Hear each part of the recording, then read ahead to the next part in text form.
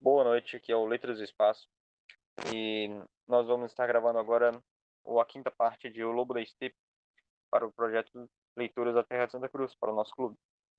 Esse, esse audiolivro ele será publicado no nosso canal principal e no canal do Contracultura.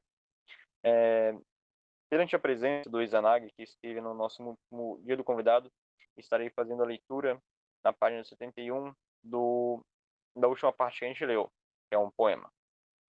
Busquei-o no torvelinho de papéis que enchem a gaveta de minha mesa.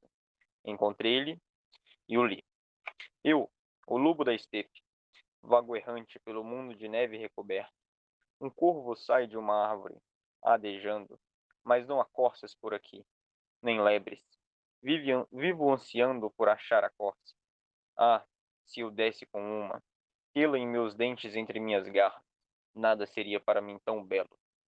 Havia de tratá-la tão cordial, de cravar-lhe nas ancas os meus dentes, beber-lhe o sangue até a saciedade, ao uivar depois, na noite solitário, contentava-me mesmo com uma lebre. Na noite sabe bem a carne flácida, porque de mim há de afastar-se tudo quanto faz essa vida mais alegre. Em minha cauda o pelo já está grisalho, e também já não vejo as coisas nítidas. Há muito que morreu a minha esposa, e vivo a errar sonhando corças, ansiando lebres. Ouço o vento soprar na noite fria. Com neve aplaco o fogo da garganta, e levo para o diabo minha alma. Agora tinha nas mãos dois retratos meus. Um, o autorretrato, em versos buscoletos, triste e angustiado, como eu mesmo. O outro, frio e traçado com aparência de auto-objetividade por um estranho, visto de fora para dentro e de cima para baixo. Escrito por alguém que sabia mais e, no entanto, também menos do que eu. Esses dois retratos, meu poema triste e balbuciante, e o inteligente estudo de mão desconhecida, ambos me causaram dor, ambos tinham razão. Retratavam ambos, sem rebuços, minha desconsolada existência. Ambos mostravam claramente o insuportável e insustentável da minha condição. Este lobo da estepe devia morrer. Sua odiosa existência devia encontrar um fim por suas próprias mãos, ou devia de consumir-se no fogo mortal de uma continuada exposição de si mesmo. Deveria transformar, tirar a máscara e defrontar-se com uma nova encarnação do seu eu. Ah, este processo não me era novo nem estranho. Já o conhecia, já o havia experimentado em muitas ocasiões, algumas vezes em momentos de profundo desespero. Às vezes, o meu ser ficava reduzido a frangalhos com essas experiências destrutivas. Às vezes, as potências do abismo o despertavam e o destruíam. Outras vezes, atroçoava-me, atroçoava-me um período definido e particularmente adorado de minha vida, e o perdia para sempre. Em certa ocasião, perdi minha condição burguesa juntamente com os meus bens, e tive de aprender a renunciar à consideração daqueles que até então tiravam o chapéu diante de mim. De outra feita, minha vida familiar desmoronou-se da noite para o dia. Minha mulher, atacada de loucura, expulsou-me do lar e do conforto. O amor e a confiança se converteram logo em ódio e em luta de morte. Os vizinhos me olhavam cheios de compaixão e de desprezo. Foi aí que começou minha solidão. E outra vez, depois de alguns anos amargos e difíceis, depois de haver construído uma nova vida ascética e espiritual, de haver criado um ideal numa severa solidão e penosa autodisciplina, depois de haver atingido certa tranquilidade e altivez, entregue à prática do pensamento abstrato e a uma meditação rigorosa metódica, essa transformação vital também acabou por me desabar. Essa forma de vida perdeu num instante seu nobre e elevado sentido. Arrastou-me de novo a viajar fatigadamente pelo mundo. Amontoaram-se novas dores e novas culpas.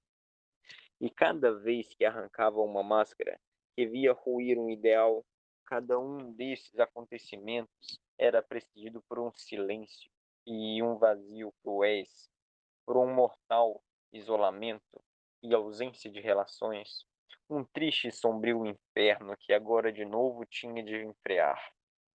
Não posso negar que após cada uma dessas comoções de minha vida, no final, sempre me restava algum proveito.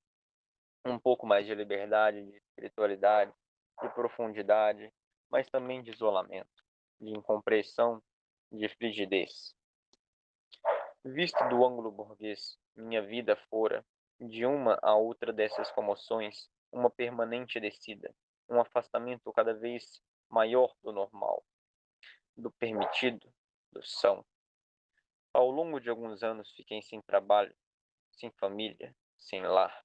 Estava à margem de qualquer grupo social, sozinho, sem o amor de ninguém, inspirava suspeita a muitos. Estava em contínuo amargo conflito com a opinião e a moral pública.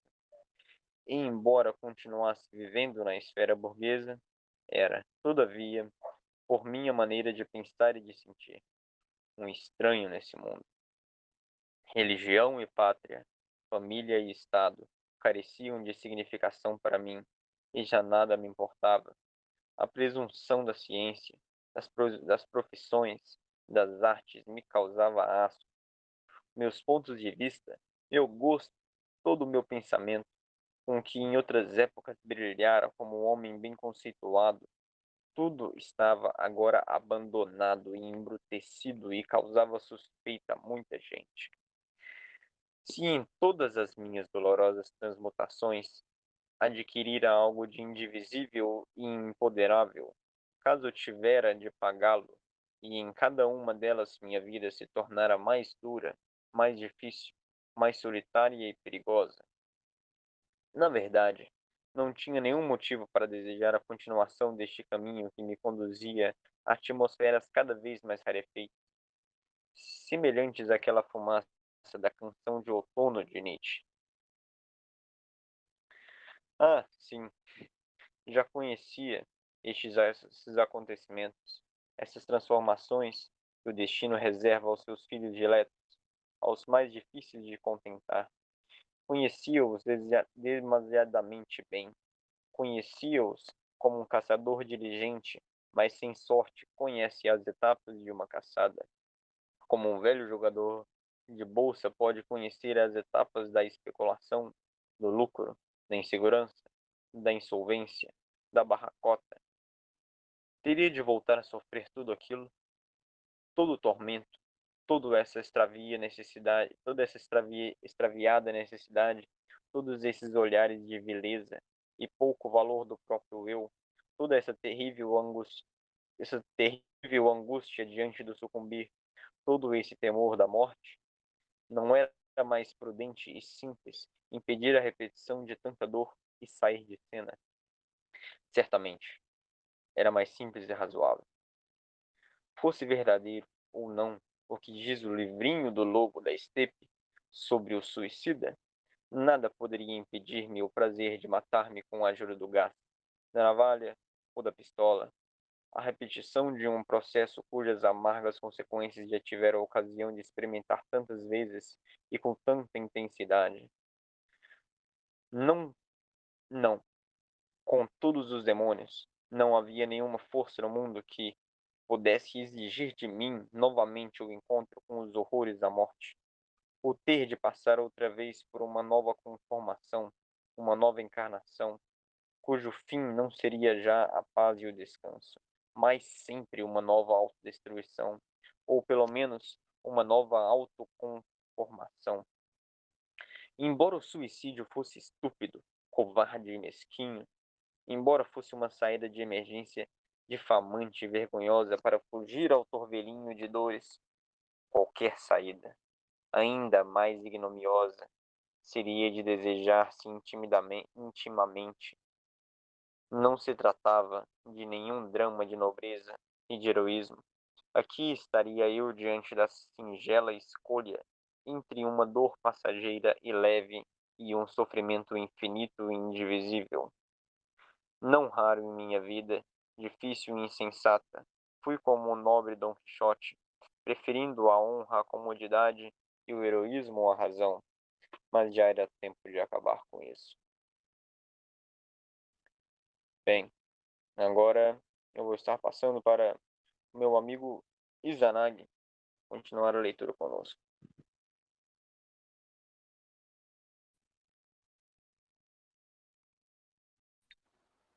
Boa noite, eu sou o Izanagi, sou o criador da Horda Dourada e vim aqui participar da leitura a convite do Letras. Então, continuando de onde ele parou, na página 74, amanhã já despontava através da vidraça a plumbea, a maldita luz de um dia chuvoso de inverno, quando finalmente fui para a cama. Estava afinal decidido.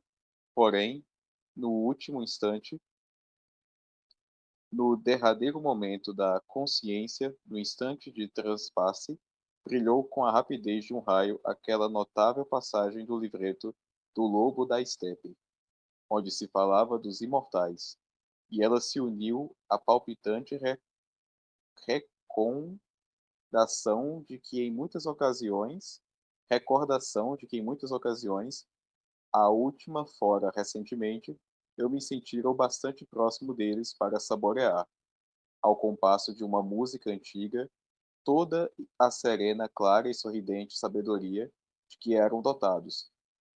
Esta lembrança surgiu em mim, brilhou um momento e se extinguiu, e o sono caiu pesado como uma montanha sobre a minha alma. Despertando ao meio-dia, encontrei logo clara a minha resolução. O livrinho estava na mesinha de cabeceira junto ao poema, e minha decisão, após uma noite de sono, havia tomado forma, e me contemplava do torvelinho de minha vida atual com um calmo e amigável gesto de saudação. Não havia pressa. Minha resolução de morrer não era o produto do humor de uma hora. Era um fruto maduro, e não que havia sazonado lentamente até atingir a plenitude, embalado pelo vento do destino, cujo próximo sopro haveria de deitá-lo ao chão. Tinha em minha caixa de remédios uma droga excelente para aplacar dores, um preparado extremamente forte à base de ópio, que usava muito raramente. Dele, me abstendo não raro por meses seguidos. Recorria ao narcótico somente quando a dor física me mortificava insuportavelmente, mas não servia para suicidar. Já o havia experimentado há alguns anos passados. Certa vez, quando o desespero se apoderara de mim, tomei uma boa dose do medicamento, o suficiente para dar cabo de 6 homens, e, no entanto, não conseguiu liquidar-me. É verdade que dormi e estive apenas algumas horas em completo aturdimento, mas depois, para grande decepção de minha parte, fui semi-despertado por violentas convulsões estomacais. Vomitei todo o veneno e voltei a dormir até o dia seguinte, quando despertei com o estômago vazio, o cérebro a arder e quase sem memória, a não ser um período de insônia e de fortes dores de estômago. O veneno não me causou nenhum outro efeito. Não cabia, pois, levar tal meio em consideração. Por isso, resolvi a coisa da seguinte forma: quando me visse na necessidade de usar aquele ópio, ninguém me impediria de administrar-me, em vez desse breve calmante, outro mais duradouro: a morte. A morte certa, positiva, por meio de uma bala ou da navalha de barbear. Com isto, ficava definida a situação. E quanto a esperar que chegasse aos 50 anos, como o livreto sabiamente prescrevia, pareceu-me uma espera demasiado longa de suportar, pois me faltavam ainda 2 anos para isto. Mas, dentro de um ano, de um mês, ou talvez amanhã, a porta estaria aberta para mim. Não posso dizer que aquela resolução tivesse alterado muito a minha vida. Tornou-me um pouco mais indiferente com minhas aflições, um pouco mais descuidado no uso do ópio e do vinho, um pouco mais curioso de conhecer os limites do suportável. Mas isso era tudo. Os outros acontecimentos daquela noite tiveram um efeito mais perdurável. Voltei a ler várias vezes o Tratado do Lobo da Estepe, já com abnegação e agradecimento, como se um mago invisível estivesse dirigindo prudentemente o meu destino.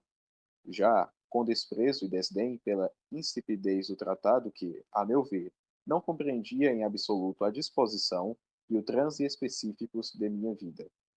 O que ali estava escrito sobre os lobos da estepe e os suicidas era, sem dúvida, muito bom e judicioso. Caracterizava bem a espécie e o tipo, mas era uma rede de malhas muito largas para apanhar o meu ser individual, meu destino único e insubstituível. Muro da igreja, a advertência cheia de promessas daquelas letras luminosas, que concordavam com o significado do tratado. Muito me estava prometido ali. As vozes daquele estranho mundo acercavam-me e a curiosidade naquelas pensei profundamente durante longas horas. E a advertência daquela inscrição me falava cada vez mais claramente. Só para os raros, só para os loucos. Louco eu devia ser, e sem dúvida era um dos raros. Senão aquela voz não me teria alcançado. Senão aquele mundo não me teria o que dizer. Meu Deus, não estava, há bastante tempo, afastado da vida comum, da existência e do pensamento dos normais. Não estava. Há muito, mais do que suficientemente, solitário e louco?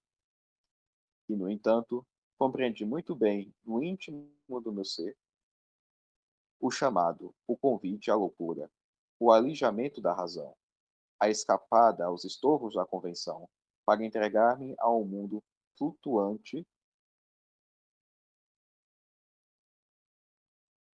Perdão, aqui saiu do PDF. Tem como recomeçar a gravação?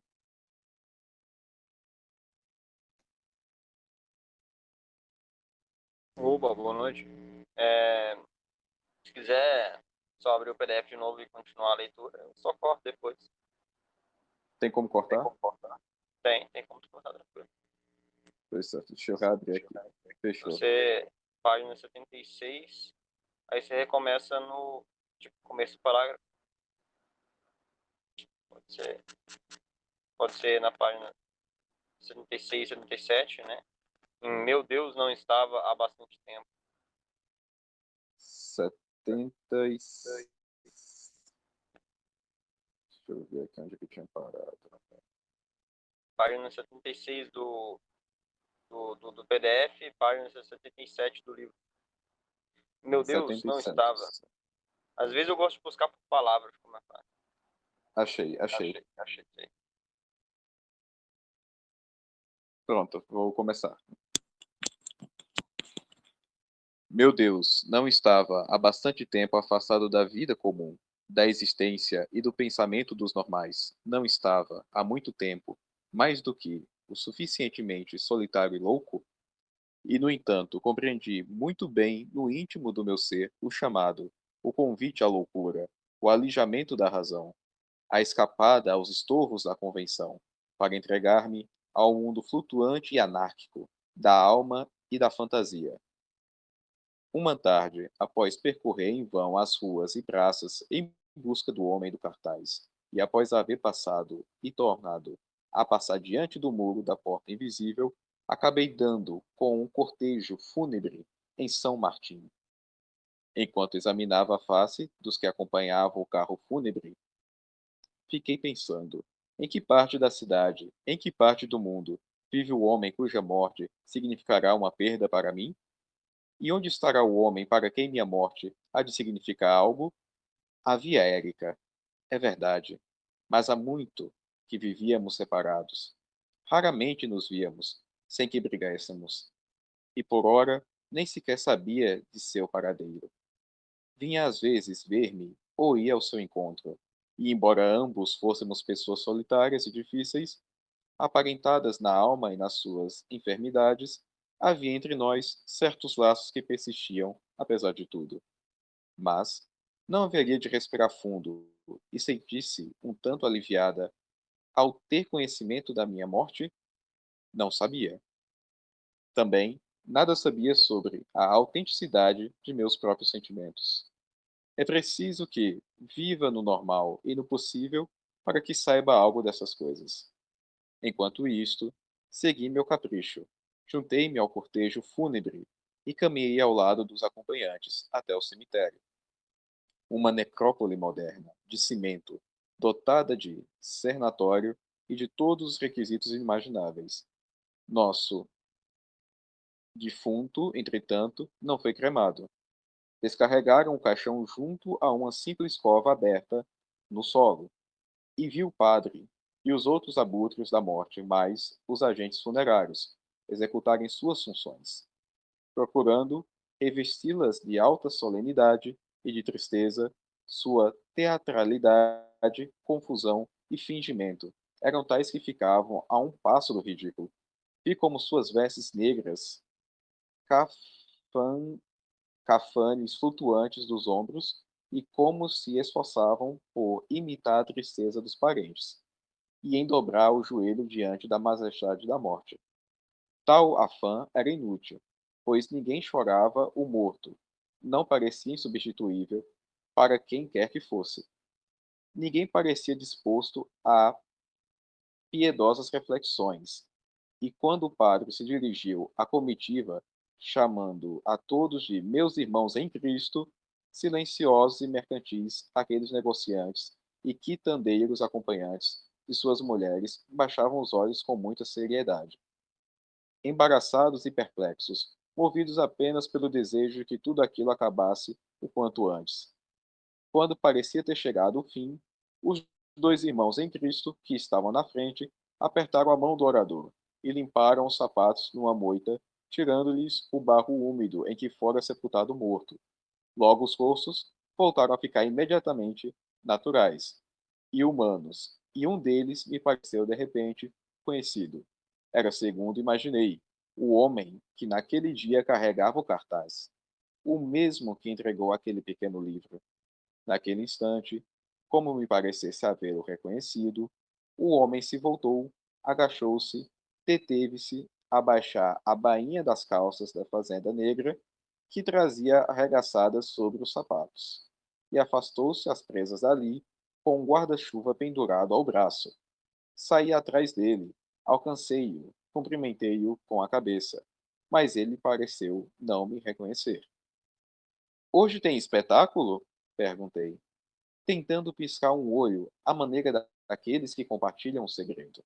Mas, semelhante linguagem mímica havia deixado de ser natural para mim, pois, vivendo como vivia, quase pendera o hábito de falar, e senti que toda a minha tentativa de fazer um sinal acabara não passando de uma estúpida careta.